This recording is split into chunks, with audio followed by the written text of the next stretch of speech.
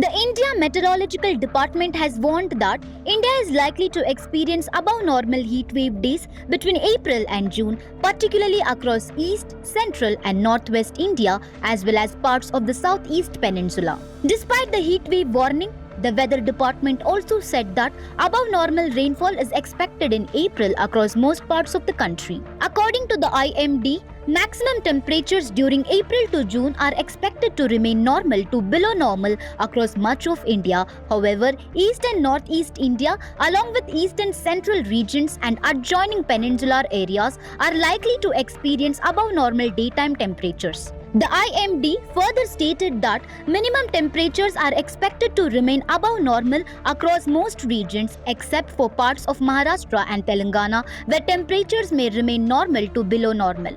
Some isolated pockets in the southern peninsula may also experience relatively lower minimum temperatures. Rainfall in April is expected to be normal to above normal across most parts of the country. However, Northeast India is likely to receive below normal rainfall during the same period. The weather department also noted that neutral conditions currently prevail in the El Nino Southern Oscillation, although weak La Nina-like features have been observed.